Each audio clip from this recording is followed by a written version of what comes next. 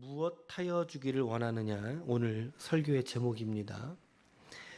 마가복음은 이제 예수의 발걸음이 구체적으로 예루살렘으로 향하고 있다라고 기록하고 있습니다.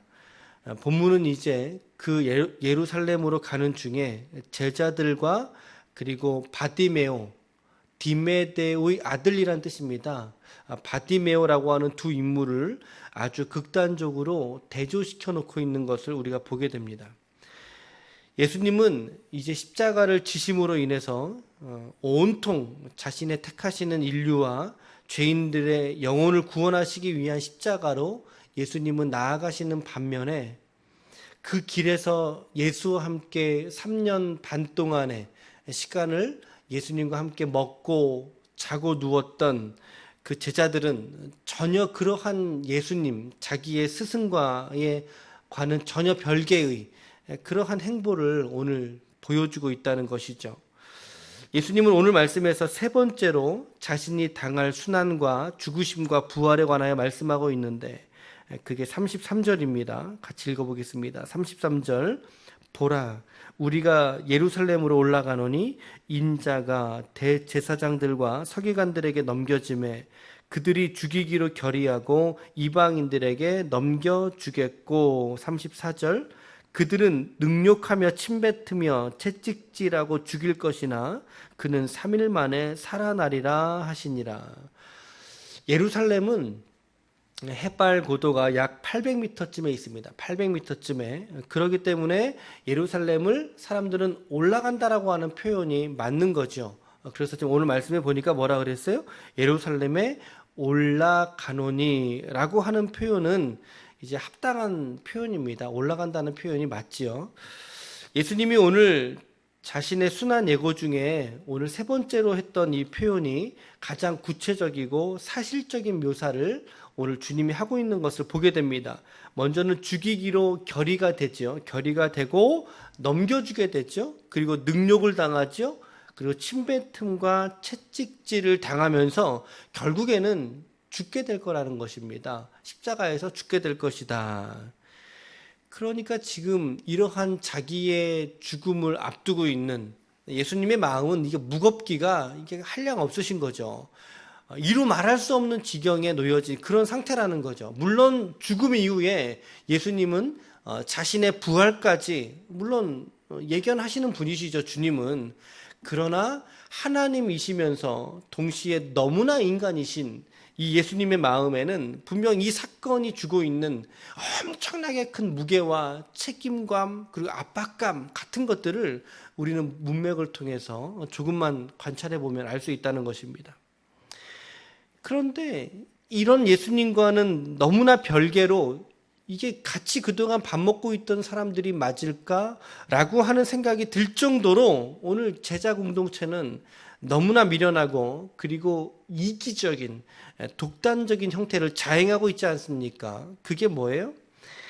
이게 권력의 기회가 자기에게 온다면 자신들에게 좋은 자리 하나씩 지금 내어달라는 요청을 아주 노골적으로 공식적으로란 표현도 너무나 창피할 정도죠. 노골적으로 드러내고 있다는 거죠. 35절 보세요. 35절에 야고보와 요한은 형제입니다. 주께 나와 여짜오되 선생님이여 무엇이든지 우리가 당신에게 구하는 바를 우리에게 주시기를 원하옵나이다. 나에게 이것 좀 주십시오. 우리가 주님께 구할 때 그랬더니 주님이 뭐라고 하세요? 이르시되 너희에게 무엇하여 주기를 원하느냐? 그래 너희들이 원하는 게 뭐니? 라고 물었어요. 그랬더니 두 명의 제자들이 뭐라고 대답합니까? 37절 시작 여짜오되 주의 영광 중에서 우리를 하나는 주의 우편에 하나는 그렇죠 주님의 좌편에 앉게 하여 주옵소서. 정말 실망스러운 처신을 우리가 지금 목격하고 있는 거죠. 여기 요한도 같이 있어요. 요한도 정말 깨닫지 못하고 미련함에 가려진 자들의 모습이 이렇다. 신앙생활을 하면서도 이러한 세속의 영광을 구하는 자들이 너무나 많이 있다는 사실을 우리가 보게 되듯이 오늘 이 제자 공동체에서도 마찬가지였다는 거죠. 말씀을 잘 보세요. 37절에 여짜오되 무엇 중에서? 주의 영광 중에서라고 말하고 있습니다. 주님의 영광 중에서, 주의 영광 중에서 우리를 하나는 주의 우편, 하나는 주의 좌편에, 그렇죠? 뭐 좌의정, 영의정, 주님의 보좌 우편, 보좌 좌편. 제자들에게 이 영광이 말하고 있는 것은요, 정치적인 영광을 말하는 겁니다. 정치적인 독립이나 군사적인 어떤 쿠데타 등을 통한 집권의 장악을 말하고 있는 거거든요. 그것이 주님의 영광이라는 거예요. 주님이 그 영광 속에 나아갈 때, 그때 우리를 잊지 마십시오. 특별히 우리 두 사람 잊지 마세요, 주님. 그게 주님의 영광인가요? 그것이 주님의 영광이에요? 아니잖아요. 그렇지 않다는 거죠. 성경이 말하고 있는 주님의 영광은 뭔가요? 곧 우리의 죄 사하심의 영광이에요. 그 무엇으로도 사할 수 없는 우리의 죄를 용서하시는, 죄를 사하시는 영광 아닙니까? 그래서 오늘 우리로 하여금 우리의 존재가 하나님의 저주받은 자에서 하나님의 백성이 되게 하시는, 이게 요나의 기적이잖아요. 그래서 구원의 사건, 그래서 부활의 사건이 그리스도에게 영광인 것을, 정작 그의 제자들은 그런 영광과는 전혀 관련이 없는 요구를 예수님에게 하고 있더라는 거죠. 주님이 38절 예수께서 이르시되 너희는 너희가 구하는 것을 알지 못하는도다라고 말하고 있어요. 그러면서 내가 마시는 잔을 너희가 마실 수 없으며 내가 받는 세례를 너희가 받을 수 있느냐라고 반문하죠. 주님이 반문하시죠. 39절에 그들이 말하되 뭐라고요? 할 수 있나이다라고 대답합니다. 할 수 있습니다. 여기서 말하고 있는 예수님이 마시는 잔은 어떤 걸 상징할까요? 고난의 잔이죠. 죽음의 잔이죠. 그분이 받으시는 세례는 그러면 뭘까요? 죽음에 넘기워져서 3일 만에 다시 부활하게 되는 것을 상징하는 그런 의미예요. 그런 예수님의 말씀이 담겨진 건데, 그런데 제자들은, 특별히 이 질문을 하고 있었던 야고보와 요한은 그 잔을 왕이 마시는 축배의 잔으로 이해한 거예요.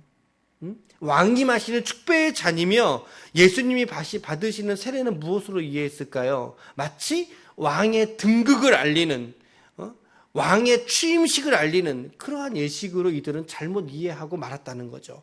예수님이 말씀하시는 나의 잔과 나의 세례에, 그러나 제자들은, 주님을 바라보는 제자들은 그 잔과 그 세례를 전혀 다르게 이해하고 있다는 거죠. 그러니까는 그들이 뭐라고 대답해요? 주님, 우리도 그거 할 수 있습니다. 우리도 그거 할 수 있습니다. 아주 자신 있게 대답을 하더라는 거죠. 그래서 예수님이 이제 이 제자들을 불러다가 43절과 44절, 이제 제자 공동체는 깨져버렸습니다. 이제 나머지 10제자들이 막 일어나잖아요. 43절과 44절에 이제 그 성난 제자들을 불러다가 이제 조용히 가르치시는 거죠. 너희 중에 누구든지 크고자 하는 자는 너희를 섬기는 자가 되고 너희 중에 누구든지 으뜸이 되고자 하는 자는 모든 사람의 종이 되어야 하리라.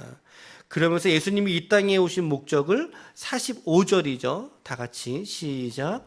인자가 온 것은 섬김을 받으려 함이 아니라 도리어 섬기려 하고 자기 목숨을 많은 사람의 대속물로 주려 함이니라. 마가복음에서 이제 최초의 본문입니다. 예수님이 자신의 이 땅에 오신 목적을 말씀하고 있는 최초의 구절입니다. 관련된 이야기가 일단락이 되고 난 이후에 이제 제자 공동체는 다 같이 마음을 좀 추스리고 여리고를 지나가게 됩니다. 여리고 성을 지나가서 그 성을 이제 나가던 차에 이제 곧 예루살렘으로 들어가려고 하는 그 직전입니다. 직전에 맹인 거지 디메오의 아들 바디메오, 사실 이것은 이름이 아니죠. 그의 신분을 말하는 거예요.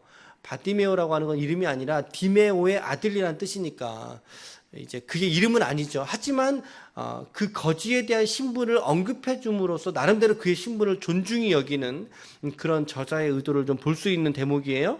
그가 와서 예수께 와서 큰 소리로 요청을 하죠. 고쳐달라고 말하지 않습니까? 주변의 사람들은 또 잠잠해라, 조용해라, 시끄럽다라고 하지만 그러나 그 사람에게는 지금 이렇듯 자기 앞을 지나가고 있는 나사렛 예수시란 말을 듣고 이미 그에게는 예수라는 이야기는 흔한 이름이에요. 그러니까 누구든지 내 이름 예수야 라고 말할 수 있거든요. 근데 나사렛 예수, 이것은 그동안 보여주었던 예수님의 모습, 그 예수를 말하거든요. 그 예수시란 말을 듣자마자 그의 마음속에는 내가 저분을 이번에는 반드시 만나야 되겠다. 나의 삶에 내가 저분을 한번 만나기만 한다면 내가 정말 이 살아왔던 맹인, 이 거지, 나의 존재와 신분에 있어서 저분이 나를 도와주실 수 있는 유일한 분이시다 라고 하는 믿음이 그의 가슴 속에 꽉 들어찬 거죠. 그 이름을 듣자마자 그는 멈추지 않고 큰 소리를 외쳐 이르게 되는 거죠. 다윗의 자손 예수여, 나를 불쌍히 여기소서. 아멘. 그래서 예수님이 그를 부르셔서 이르십니다. 51절 보니까 내게 무엇하여 주기를 원하느냐. 맹인이 이르시되 선생님이여 보기를 원하나이다. 예수님이 병을 고쳐주시고 그리고 그가 예수의 가시는 길을 이제 따라서 따라가는, 예수를 길에서 쫓는 보이지 않는 제자가 되었다라고 성경은 오늘 말씀하고 있다는 사실이죠. 오늘 두 가지로 오늘 적용해 본다면 이렇습니다. 첫 번째는 예수님이 오늘 우리들에게 오셔서 내가 너에게 무엇하여 주기를 원하느냐라고 물으실 때 오늘 우리들도 대답할 것이 준비되어져 있어야 된다는 것입니다. 예수님이 너에게 오늘 우리들에게 나 자신에게 오셔서 말씀하시기를 주님이 내가 네게 무엇하여 주기를 원하니? 라고 물으셨을 때 오늘 말씀을 잘 보십시오. 오늘 20절의 말씀을 보았는데 제자 공동체에게도 주님 말씀하셨어요. 내가 네게 그럼 무엇하여 주기를 원하니? 라고 물으셨고 오늘 디메오의 아들에게도 오셔서 내가 네게 무엇하여 주기를 원하니? 라고 동일하게 물어주셨단 말이죠. 그런데 제자들은 예수님의 뜻과는 전혀 다른 것을 요구하지 않습니까? 권력과 권세를 요구한 반면에 오늘 바디메오는 그의 삶에 이거 없으면 안 되는 그 한 가지를 구합니다. 정말 그 한 가지를 구합니다. 뭐였어요? 곧 보기를 원했다는 사실이죠. 보기를 원했다는 것입니다. 그리고 바디메오를 주님이 고쳐주셨고 바디메오야말로 예수를 길에서 제자의 무리와는 전혀 다른 동기를 가지고 주님을 쫓아가지 않습니까?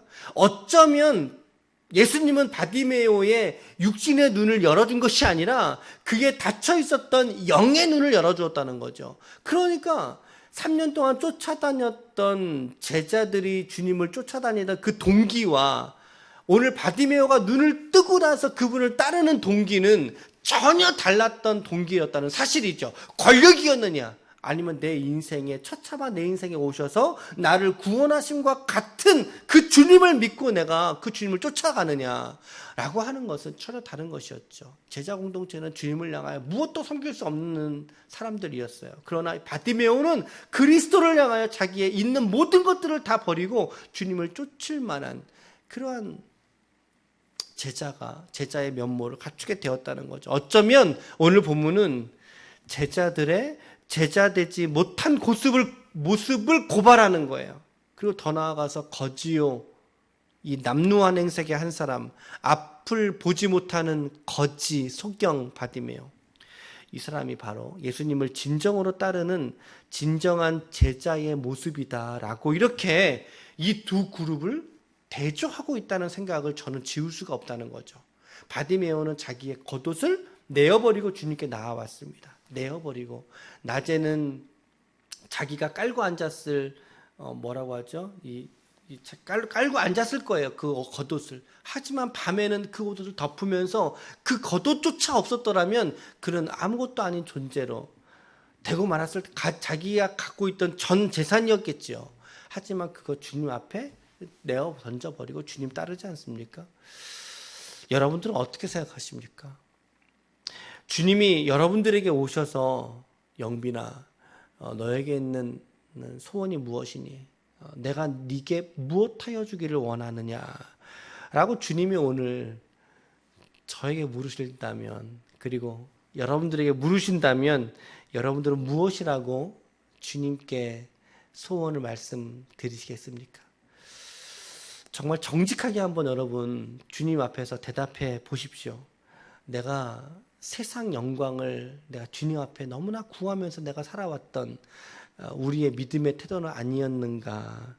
어쩌면 내가 주님께 대답하는 그 대답이 주님의 마음에 정말 흡족하게 정말로 그것 원했니? 그래. 그럼 내가 너에게 그거 해줄게 라고 하는 것으로 우리가 주님께 우리의 소원을 아뢰일 수 있을지 한번 여러분들이 정직하게 주님 앞에 서서 대답하시길 바랍니다. 이것은 두말할 나위 없이 여러분들의 몫입니다. 고스란히 여러분들의 몫입니다. 저도 주님께 또 여러분들도 주님께. 그러나 저는 한 가지의 다윗의 소원을 여러분들에게 소개해드리고 싶습니다. 시편 27편 4절인데 성경이 있는 분은 펼쳐보시고요.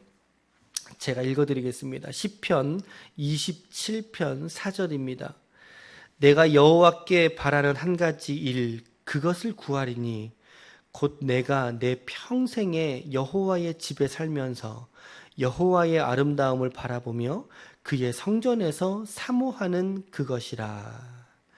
아멘. 어쩌면 다윗의 위대함이라는 것은 이런 모습 때문에 하나님이 다윗을 싫어할 수가 없고 다윗을 미워할 수가 없었을 것 같아요. 얼마나 귀한 소원입니까, 여러분?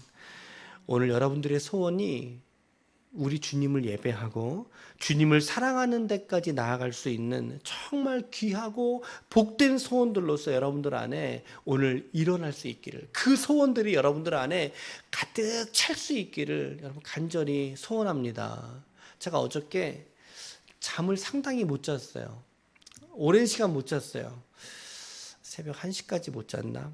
좀 일찍 누웠는데도 불구하고 잠을 뒤척이면서 제 마음속에 여러 가지 생각이 들었죠. 하지만 그 중에 한 가지 이런 생각을 제가 하게 되는 거죠. 하나님, 어떻게 하여야 저의 인생이 하나님께 영광 될 수 있겠습니까? 제가 그러한 고민 앞에 깊이 창념했던 적이 얼마나 내가 있었는가라는 반성이 들면서 그런 생각을 좀 계속 좀 했었어요. 어저께 좀 못 잔 터에 내가 어떻게 하면 우리 교회와 또 내 자신이 어떻게 하면 하나님께 영광이 되겠습니까? 라고 하는 그러한 소원을 가졌던 시간이었거든요. 여러분들에게도 마찬가지인 것 같아요. 여러분들이 가만히 고요하게 있는 그 시간에 한번 하나님께서 주시는 부르심을 생각해 보십시오. 분주한 삶을 잠깐 멈추고서라도, 아니 잠 못 드는 그 시간에 우리가 다른 세상적인 생각을 버리고 그 시간에 오히려 내가 하나님의 영광으로 어떻게 하면 내가 그 영광의 삶을 살 수 있을 것인가 라고 하는 그 소원들 하나님 앞에 아뢰일 수 있으면 좋겠다, 이런 생각 가져보게 됩니다. 지금 즉흥적으로 생각이 나서. 두 번째입니다. 두 번째는요, 우리의 삶의 목적은, 또 우리 교회의 공동체의 목적이 예수님의 이 땅에 오신 목적과 합을 같이 해야 된다는 거예요. 맞아야 된다는 거죠, 여러분. 그게 뭐겠어요? 바로 섬김에 있다는 사실 아닙니까? 섬김이어야 한다는 거죠. 그런데 우리는 이 섬김이라는 단어, 이거 듣기만 해도 어때요? 우리 마음속에 일단은 부담되잖아요, 그렇죠? 왜냐하면 우리가 섬김이라는 단어를 말할 때 우리가 갖게 되는 흔한 선입견들이 있어요. 무언가 내가 좀 있어야, 내가 무언가 어느 위치에 올라가야, 그래야 내가 누구를 섬길 수 있지 않겠는가 라고 하는 선입견을 갖는단 말이죠. 그런데 여러분 잘 보세요. 우리가 사회 속에서도 우리가 알듯이 가지고 있는 사람들이 남 섬기든가요? 물론 그것이 그들에게 부여된 당연한 공적인 책임이겠지만 가지고 있는 사람들이 섬기지 않더라고요. 그렇죠? 오히려 없는 사람들, 부족한 사람, 아픈 사람들이 상처난 사람들을 섬기지 않습니까? 상처가 있는 사람이 또 다른 상처난 사람들을 섬기고, 없는 사람들이 없는 사람을 섬기고, 가진 것이 없는 사람이 더 가진 것이 없는 사람을 위하여 자기 것을 내어놓잖아요. 어제 뉴스를 보니까 이렇게 경찰서에 조그만 아이들이 또 어떤 지나가는 행인들이 마스크 다른 사람 위해서 쓰라고 이렇게 내놓잖아요. 그런 아주 작은 섬김들 결코 있어야 섬기는 게 아니다라는 사실이죠. 그런데 오늘 예수님은 어떻게 섬기셨어요? 자기의 가지고 있는 주님의 섬김은 뭐였어요? 자기 생명을 내어주신 섬김이었단 말이죠. 그렇다고 친다면 여러분 누구나 다 섬길 수 있는 거예요. 모든 사람이 다. 왜요? 모든 사람은 전부 다 뭐가 있어요? 최소한 생명이 있기 때문에 섬길 수 있다는 거죠. 근데 문제는 그 생명을 주기 싫어서 나눠주기 싫어서 못 섬기고 못 주는 거죠. 우리가 요 며칠 동안 계속 묵상하고 있는 주제가 뭡니까? 자기 부인, 자기 부정, 자기 십자가 아닙니까? 여러분 이러한 가치들은요 철저하게 자기 생명 같은 내 생명들이 죽어질 때야만 비로소 세워질 수 있는 가치들 아닙니까? 그렇죠? 그러기에 우리는 누구라도 섬길 수 있는 사람들이 되는 거죠. 왜냐하면 예수님의 생명을 받은 사람들이니까. 그 생명으로 흘려보낼 수 있는 사람이 바로 세상을 섬기는 사람들인 거예요. 참된 섬김이. 돈이 있어서 섬기는 거 아니다 이 말입니다. 건강이 있어서 섬기고 시간이 남아서 섬기는 게 아니라는 거죠. 이 섬김에 대한 이해와 통찰을 우리가 이러한 본문들을 지나가면서 새롭게 가질 필요가 있다는 거죠. 아, 있어야 섬기는 건 아니구나 라는 거. 그러니까 우리 교회도 마찬가지죠. 우리 교회도 섬기잖아요. 올해 어떻게든 해서든지 우리 세 영역에 있는 지체들을 우리가 섬기자라고 하는 마음들을 우리 모든 지체들이 다 하나같이 동의해 주셔서 해외 선교, 국내 선교, 북한 선교, 여러분 우리가 섬길 수 있는 상황입니까? 한번 생각해 보십시오. 우리 지금 올해 들어선 지 1개월도 채 지나가기 전에 코로나를 맞았습니다. 교회가 섬길 상황입니까? 코로나가 닥쳐오고 그런데 괜찮아요. 예, 우리 섬기기를 멈추지 않을 거예요. 멈추지 않고 싶어요. 우리 지체들이 격려해 주시고 계속 이렇게 섬길 수 있도록 우리가 큰 금액으로 섬기는 건 아니지만 말하기도 부끄러운 섬김이지만 그러나 우리 마음의 중심은 잃지 말자는 거죠. 함께 응원해 주세요. 함께 기도해 주시고 우리만 먹고 닦아 쓰는데 끝나지 말자라고 제가 말씀을 계속 드리듯이 그러한 섬김은 오히려 작은 교회의 아픔들은 저는 작은 교회가 안다고 생각해요. 그래서 우리가 주님이 은혜의 때를 주셔서 조금 더 규모 있는 교회로 나아갈 때 우리는 작은 교회들의 아픔들을 더 많이 품고 더 많이 그런 목회자들을 섬길 수 있는 교회가 되었으면 좋겠다라고 하는 그 섬김의 사명, 그 섬김의 목적을 우리 교회뿐만이 아니라 오늘 여러분들의 인생 속에서도 아니 교회가 못하는 거 여러분들이 섬기면 안 됩니까? 반드시 교회만 해야 됩니까? 그런 건 아니잖아요. 여러분들의 소원 안에서도 내가 누군가를 향하여 섬길 수 있는 그리스도의 생명을 받은 자로서 그 생명으로 흘려보낼 수 있는 여러분 그러려면 자기 부정이 있어야 되는 거예요. 자기 십자가 지는 자기 생명을 부인하는 일들이 내 안에 있을 때 섬길 수 있다니까요. 오늘 여러분들도 이웃과 지체들을 섬긴다는 것이 무엇인지 여러분들이 오늘 기도 가운데 깨닫기를 바랍니다. 그래서 마음에 결심하고 또 마음에 주시는 음성과 말씀에 귀를 기울이게 될 때 오늘 우리들은 세상을 섬기고 그리고 영혼들을 섬기는 자로서 우리 모두가 거룩하게 세워질 줄로 믿습니다. 이것이 바로 우리 교회의 한 가지의 간구, 우리 교회의 한 가지의 간구가 되었으면 좋겠다. 많은 영혼들을 섬기게 하여 주옵소서라는 거죠.